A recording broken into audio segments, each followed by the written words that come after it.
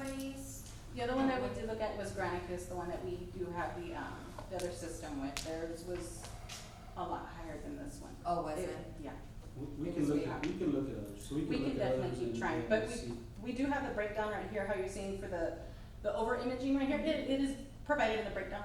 They estimated $600 at $4, so $2,400 for that. And that includes the mapping, the plats, the oversized image. And I would say, council, mayor, is if we do something like that, is see how good and effective, efficient it works. With that other company that we have, Fred, if you don't mind doing some research again, but seeing in that contract, I don't know if I was here when that contract got approved. Is that included? No, it's not included. So sometimes when you hire companies like that, those are, you know, stuff that they're supposed to come in and do. But if we don't tell them, guess what? They're gonna take our money and say, okay, you're not asking for those services. We did. So we just need to make sure on that. So if we denied it then, you know, now we're in a problem here. But if we start with one department and see how well that goes and see how efficient it is, and the paperwork that we've been researching, if it's even there. Because even though we've approved things as council, municipal courts have come in and signed off on judgments, it doesn't mean we still have that paperwork. It could be a paperwork to the paperwork, but is it a complete file that will be held up in court? Or is justifiable? Okay, any council, any other questions? I have a question. Earlier, Crystal, you mentioned that each department oversees the necessary paperwork that has to be pretty much out, you know, put away, scanned. But who's overseeing those department people to make sure that they are doing their job properly? Who's the overall manager? It is me. You It are? is me, yes ma'am. And so like we've had to stop destruction of records for some time already, and it's accumulating, it's piling up. So if we're not gonna be able to do that completely fine, I told Adam and Jerry it would be a long shot because of the pricing. I totally get it. I was blown back whenever I received the $123,000 quote. But we did speak about it. They said they could break it down in phases, just as Ms. Trevino was asking, Ms. Rodriguez was asking. So it's totally, it's workable. They're willing to work with us. They are. So we'll revisit this, there'll be more time to look at it. Again, this is good feedback. Okay, anybody else, any other questions? All right, let's move along. Chief, we've got. Mayor, would you go presentation. ahead and announce that James arrived? Yeah, I have it right now. I have it at 6:18. Yes, correct, that's what I have. Jerry and Adam, thank you so much. I will be getting with you tomorrow. Thank you, everyone. All right, thank you. All right, we're on item 6B, presentation recognition of awards for the Bureau of Property and Personnel. Chief? Mayor? I'm sorry. Mayor? Bring it to 606. Yeah. Yes, I have it written down, ready, sir. Yes, sir. City Council, Mayor, City Manager, citizens, as the Chief of Police, it's a great honor being here today and doing a presentation to some of my hardworking officers. And mind you, there are very hardworking officers for the City of Pearsall. They come every day and put their lives on the line. They make it a point to communicate with their citizens, whether it's a good or bad communication. They do their overall best to serve the community of Pearsall. I'm here honored today to give 3 presentations of awards. I'm going to have Bianca read some of the memos. I've been busy during the grants presentation, so my voice is kind of rough, kind of going out. But on top of that, they are going to get awarded. Mr. Pascal from La Quinta Motel awarded them some free nights to stay, and one of those are going to be some of the awards besides their plaques. But the first one's going to be Officer of the Quarter for the last quarter of 2021. And I want to introduce Officer Anthony Alvarez. Can you please come up? You want to stand over there. After we finish, if you don't mind taking a picture with everybody, appreciate that. Good evening, Mayor, City Manager, and Council. I will be presenting the Officers Awards. So, Officer of the Quarter, Police Officer Anthony Alvarez, 4th quarter 2021. The Pearsall Police Department is pleased to announce the selection of Police Officer Anthony Alvarez, badge 753, as Officer of the Quarter for the 4th quarter of 2021. Officer Alvarez has been assigned to the Patrol Division since March of 2021. In that time frame, Officer Alvarez has excelled as a first-year police officer for the community. Alvarez's supervisors have acknowledged that he has and continues to demonstrate commendable achievement in the superior performance of his duties. Officer Alvarez has shown personal integrity, selfless devotion to duty, meticulous attention to detail, and professionalism he has demonstrated to the community. Alvarez distinguishes himself as a police officer with class and inspires his colleagues with excellent communication skills. Alvarez has gained the trust and confidence and is an excellent candidate for the Officer of the Quarter for his continued performance. Officer Anthony Alvarez, your dedication sets an excellent example for all employees. We are very fortunate to have such a dependable and an innovative officer, and you are very deserving of recognition. Pearsall Police recognizes the hard work and understanding dedication of Officer Anthony Alvarez and congratulates him on being named Officer of the Fourth Quarter.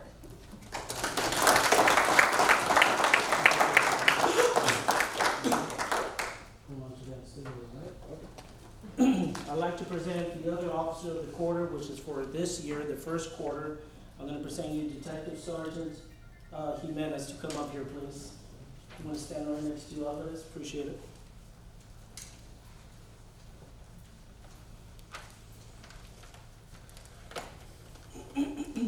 Officer of the Quarter, Detective Sergeant Nathaniel Jimenez, First Quarter 2022.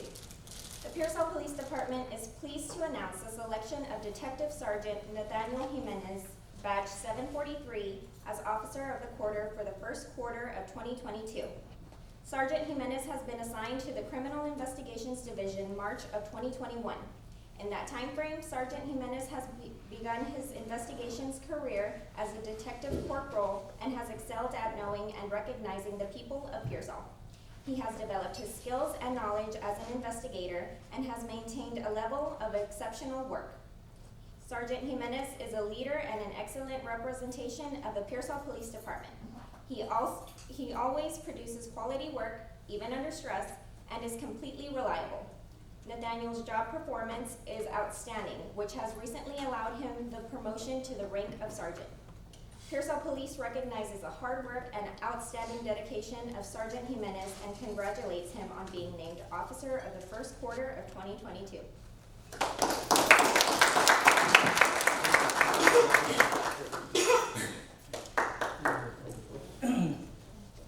So, not a big award. I'd like to recognize Officer Lindsay Montgomery to step up front, please. And mind you, they're all big awards, but this one takes a lot of dedication to get. Okay. Officer of the Year 2021. Wait, it's 2022, sir. K-9 Actually, Officer. She's Officer of the Year for last year, so it's correct. Oh, okay, so it's correct. K-9 Officer Lindsay Montgomery. The Pearsall Police Department is pleased to announce the selection of K-9 Officer Lindsay Montgomery, Badge 745, as Officer of the Year for 2021.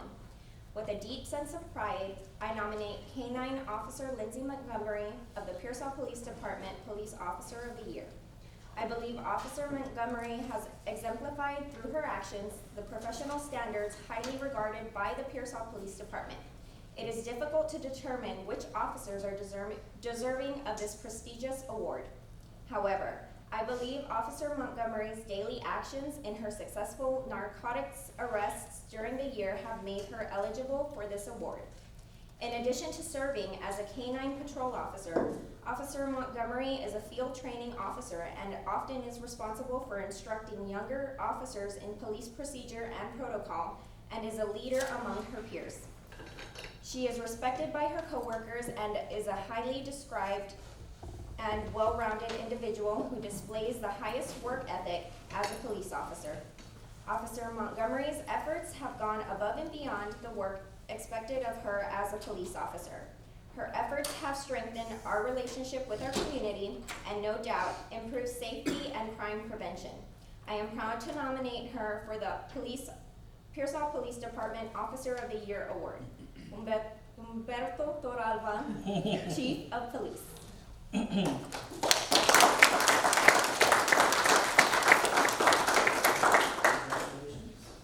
She gets 3 free nights at Latina. Oh, wow. y'all wanna stand right here, please, in front of the city council? We'll put them in the middle. I'm far from dressing. Come on. I'll stand behind you down. Mayor? Yeah, you put your flags in. Okay.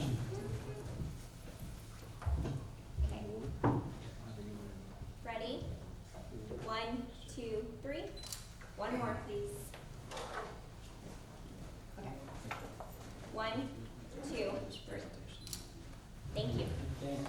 I will be sending those memorandums to, the current newspapers, so it'll be out there. Thank you guys, appreciate it.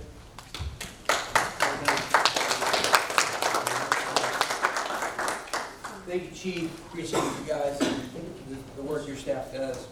Okay, at this point, we're gonna go to item 6C, update on the American Rescue Plan Act. City Manager? Crystal, can you guys put that on the screen? I didn't get a chance to hand this out to the council. This is just, I'll be brief. It's a small presentation that's put together. But I wanted to keep you posted on a couple of things as it relates to the ARP money. I don't know where it is, but it's somewhere. There it is. Can you get a next slide on it?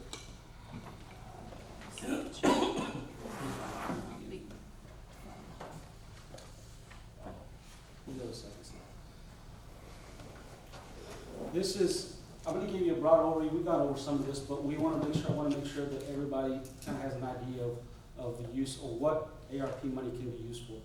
This is pretty broad, but this is what, the funds that can be used, how they can be used, okay? So it gives you four, and this is all, you're welcome to read what they call the final rule. It's a huge document, as to how these funds can be used.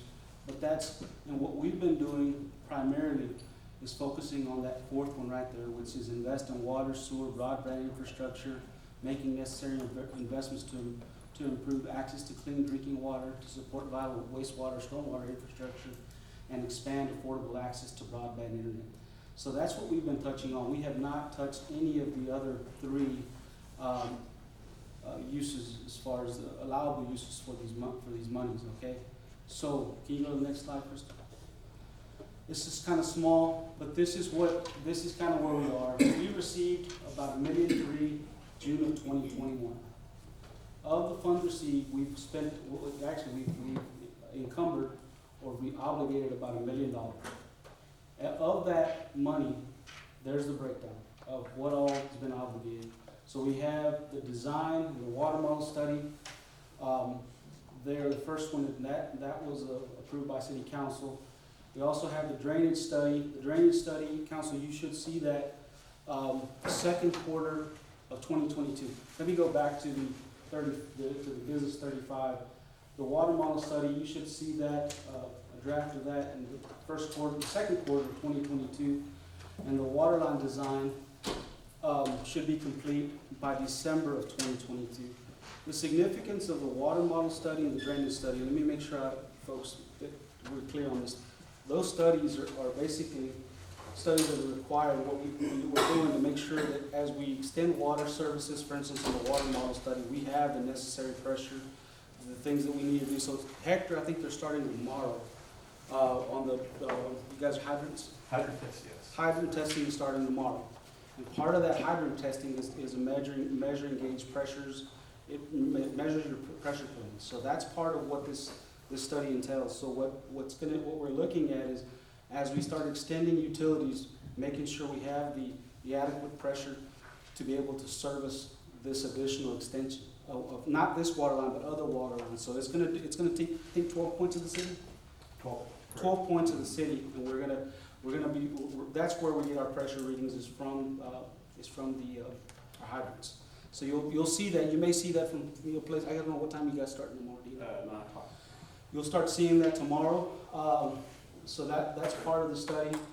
On the master drainage study, that's been going on for, well, close to a year. We've met with all the agencies with the exception of TxDOT. We've presented them a draft, and we also have one with the Nueces River Authority. The reason that we have to meet with the Nueces River Authority is because they are the agency that is overseeing what they call the flood plan for the entire state of Texas. Flood plan for the state of Texas is due January of 2023. And that requires that every city, every county submit a plan for drainage. We are, in my opinion, about 10 steps ahead of most communities because you guys have actually taken the time and spent the resources to actually do this.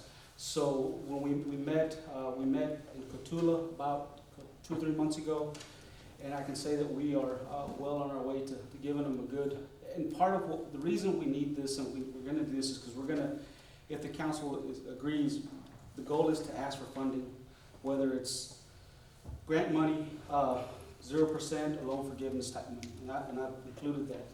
The other one is, the other ones that I want to make sure of is that are projects that we've done is the wastewater treatment plant. That was $95,000 was obligated for the clarifier, and that should be complete sometime in the summer. We've talked about June, so right now they're working on getting that done. As some of the council, most of y'all may be aware of, we did have some pumps go out at the lift station, and we had to do an emergency purchase for that.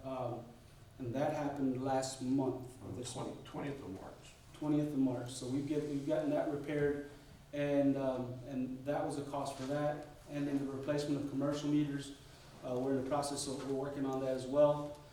So all in all, the remaining funds for the first tranche of the 1.3 is $282,615.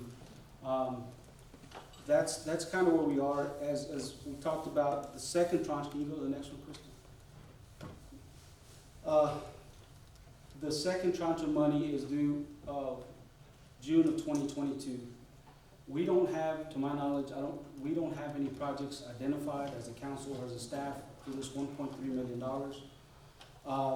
But again, if we keep moving in the same direction, we anticipate the funds to be utilized for infrastructure projects, unless you guys, again, have some other things that you guys would like to work on regarding other uses for the funds. Fred, I have a quick question. For the 282,000, do we need to utilize that money before we get the 1.3 million? No, ma'am, I'll give you, Okay. see, that line's in a minute. By the end of 2022, we should have at least 2 shovel-ready projects, hopefully have more, but what I mean by shovel-ready, you've already done a design. We should have the design for the water line for Business 35. We also have the design for the 1581 drainage. We have a design for that. So all in all, we positioned ourselves, in my opinion, we're in a pretty good spot. As you guys know, the Biden administration has released $1.2 trillion of infrastructure bill, and so of that, and I've been trying to keep track of all the agencies and what they're receiving. Texas has received about $35 billion of that. And so what they're doing now is they're basically divvying that money up between the different agencies. So you have agencies like the Texas Water Development Board, TxDOT, these other USDA, and so you have different federal and state governments that are basically taking these dollars and they're basically looking to see, okay, this is what we're going to spend and these are the projects we're going to support. So that's what we're going through right now. So right now, the Water Development Board, I didn't include that, but the Water Development Board received a good chunk of money for infrastructure projects. So right now, they're looking to see how they're going to distribute these monies into who. So again, what they've encouraged us to do is try to have projects ready, get them going, and so again, shovel-ready projects, or have some idea of what you want to do. Okay, and part of what we're doing with these studies is just giving them that information. And we've submitted we've submitted a draft of the drainage study to the Nueces River Authority, and we want to get a formal draft to the council in June, so we ought to consider it. Last thing is again, what the type of funds we're looking to try to get from some of these agencies. And can you go to the last slide, Crystal? These are your, thank you. These are your important dates. That's going down. We are required, actually she's been working on it. The finance is required to report the utilization due to the Treasury Department April of 2022. Keep in mind, none of these dollars have been spent. They've been obligated, but none of them have been spent, but they will be spent some of them will be spent within the next few months. So the last two, as Councilmember Rodriguez alluded to, the December 2024, all ARP funds must be obligated by December of 2024. We cannot have nothing obligated. We have to have everything obligated by then. December of 2026, all funds must be spent. That is the time frame that we've been given by the Treasury Department, and